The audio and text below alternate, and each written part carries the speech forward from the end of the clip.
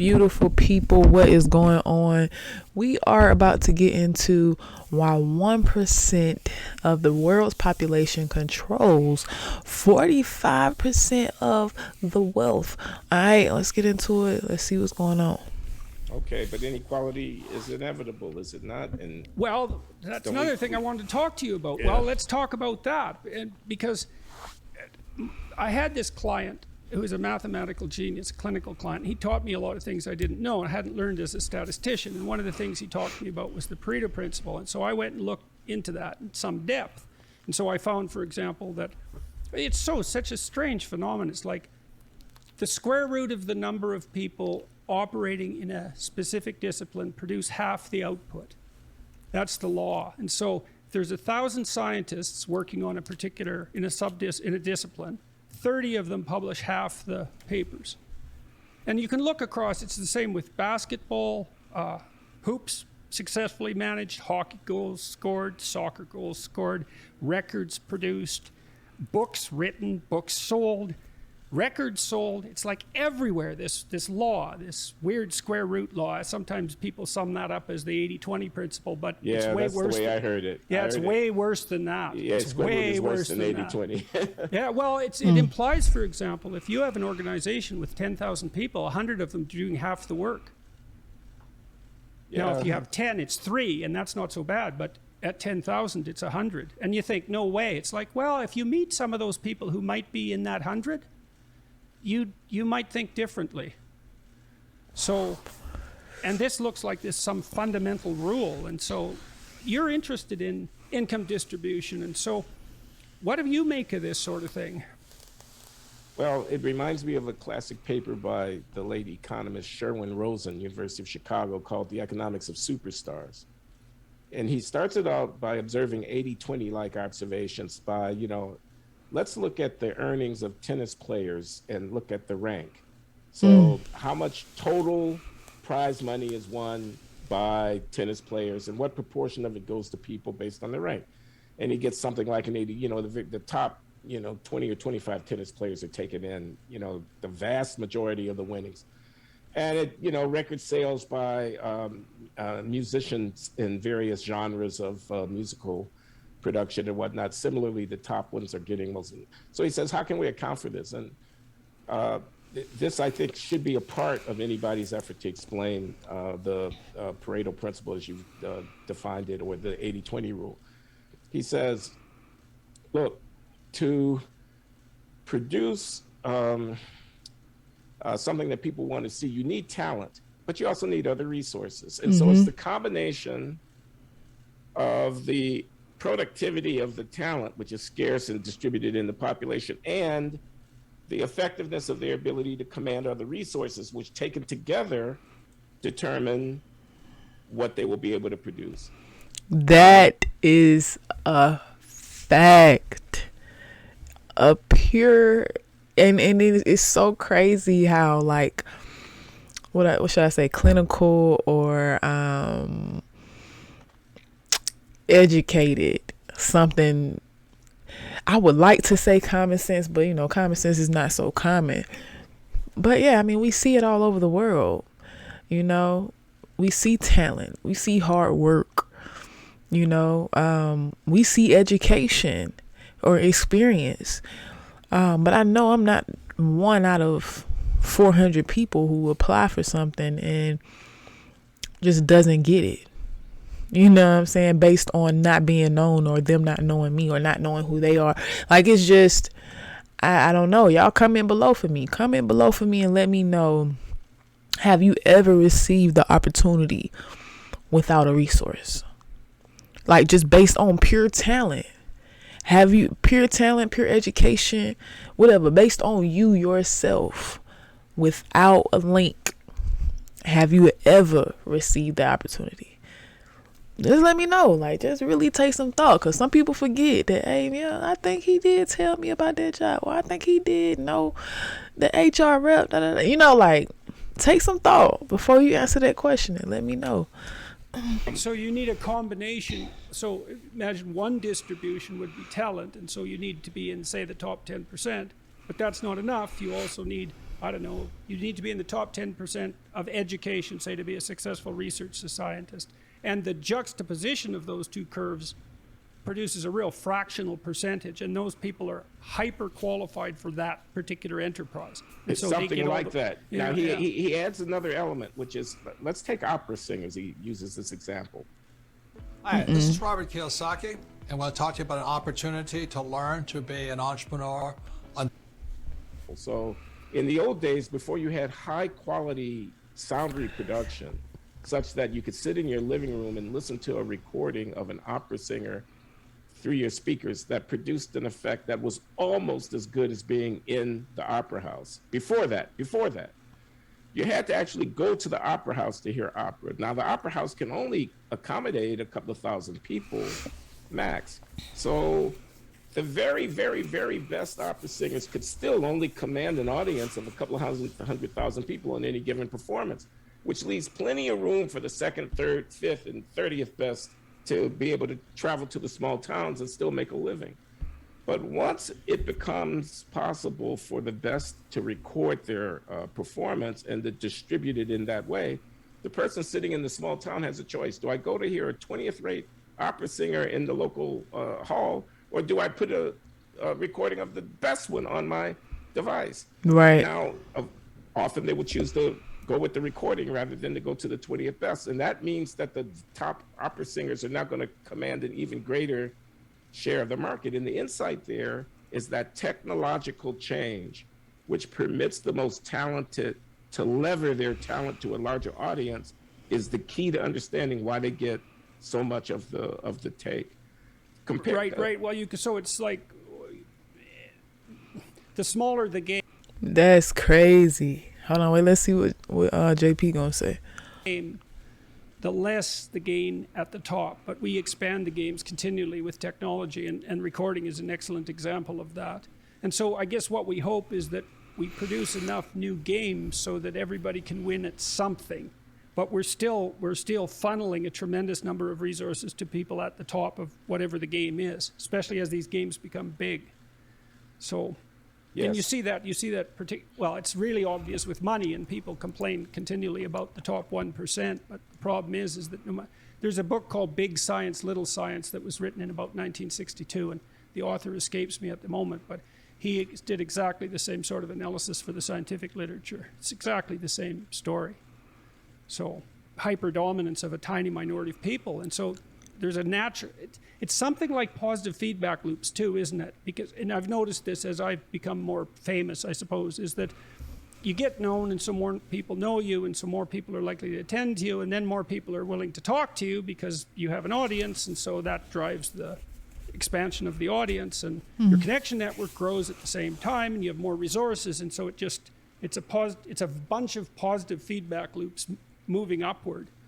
I think the word network is very important there, and I think with social media and whatnot, and the magnifying the ability of individuals to have influence, and to have influence on people who have influence. The density of that network is a tremendous asset for improving so it a makes person's competitive position. Well, it makes the problem of inequality a real tough one from the political perspective, right? Because we could, and conceptual for that matter, because we could perhaps agree that regardless of whether you're on the left or the right, you might view inequality on the right as a threat to social stability. So I know there's this native Canadian tribe on the west coast, Haida, the Kwakwaka'waks did the same thing. You know, in their societies, they'd have big chiefs, and the big chiefs would just accrue everything. And then now and then they'd have a potlatch and give it all away. And then their status was dependent on their ability to give a lot away. And that stabilized their society. Now, those were made illegal by the Canadian government, I think about 70 years ago or so, but they were thought of just some pagan, an unnecessary pagan ritual, I suppose.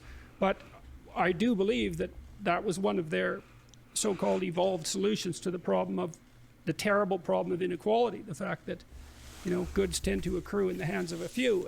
And the lefties that I see, the left political thinkers, economic thinkers as well, especially the ones on the extreme left, they tend to associate that with capitalism, but that's a fundamental underestimate of the magnitude of the problem, in my thinking. And that's a real problem if you're concerned about, comparatively poor or actually poor people. It's a way bigger problem.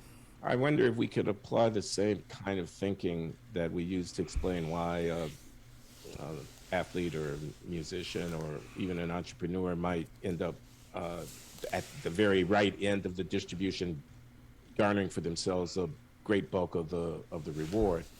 To apply that to the huge financial fortunes that are accumulated either through savvy in the marketplace, I'm a hedge fund guy, I know what to buy and when to sell, or to the fortunes of land holding, family fortunes and things of this kind.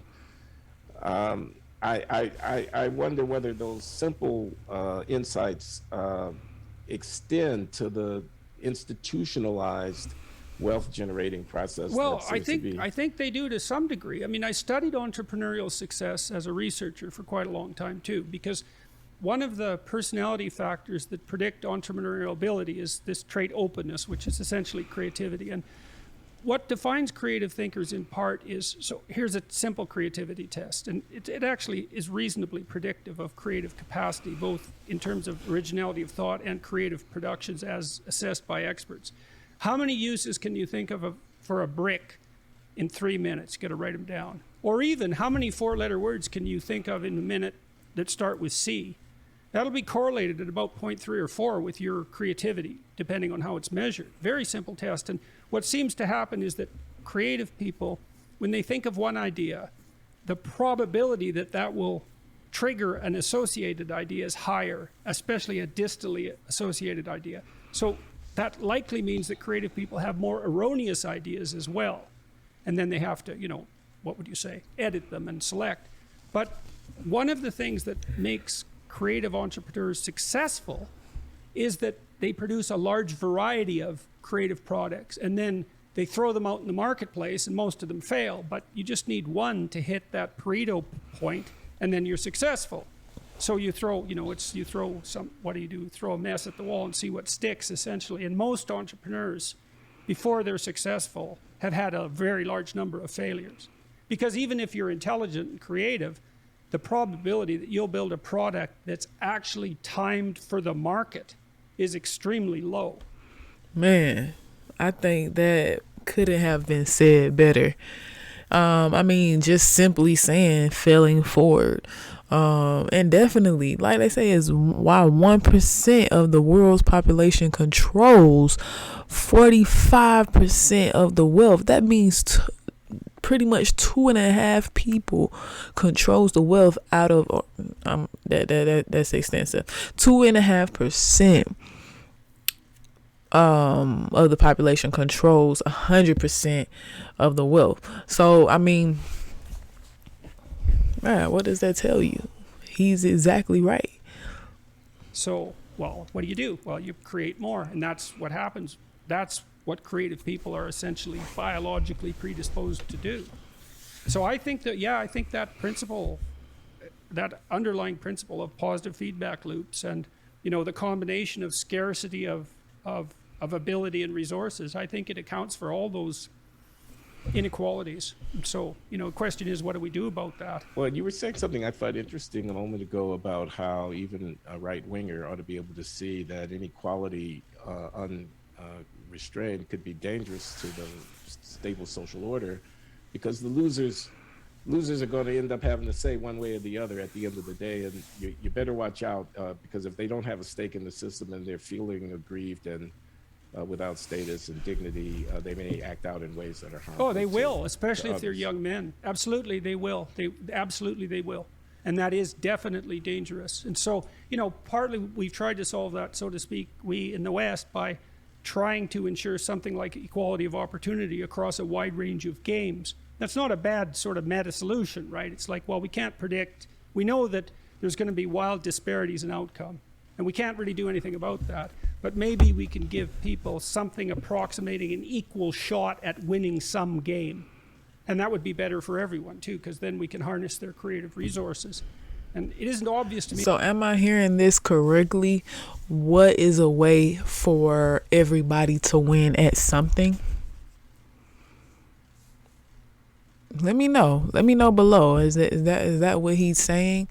If it is, I think it definitely helps the people who constantly say it's not fair. This is not fair. Life's not fair. I think it stops the worry. You know what I'm saying? Because especially if you know for sure that you can win at something. I feel like that's unlikely. I mean, we don't know what science says, and we know these guys do the work. I feel like it's unlikely. I'm trying to come up with a good reason why.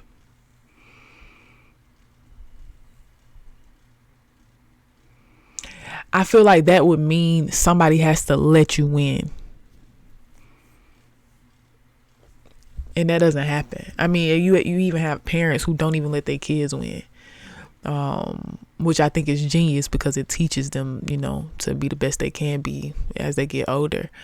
But yeah, I think that's very unlikely if I'm hearing it correctly. So I want y'all to correct me or agree with me below in the comments. Me that there is a better solution. Technically, even I can't see. Like, I don't understand. I don't know what a better solution could be. Well, now, what does that mean in a world where the people who have engineering degrees or got to law school or got a good education and are connected, are making six figures and living comfortably, and someone who dropped out of high school is working for $30,000 a year and just barely getting by? What is that latter guy's venue where he or she can feel like they're winning the game? Let me know. Or a laptop. Which one do you think is worth more? Well, definitely not the house, because it not only... Let me know. Because that sounds so I think unlikely. It depends to some degree on each individual. I mean, you can find status and meaning in your family.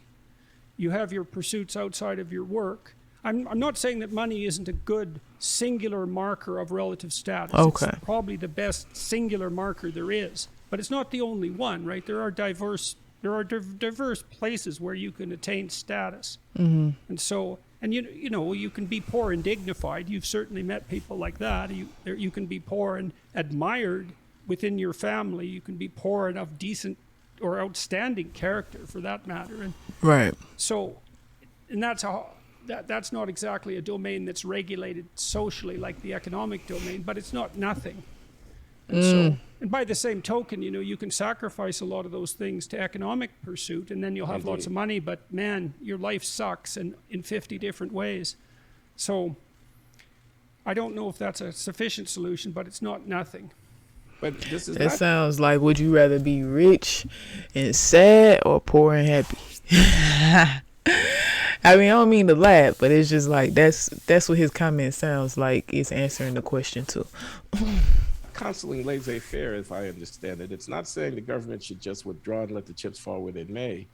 It could be advocating for a policy of some kind of, everybody needs work that's meaningful.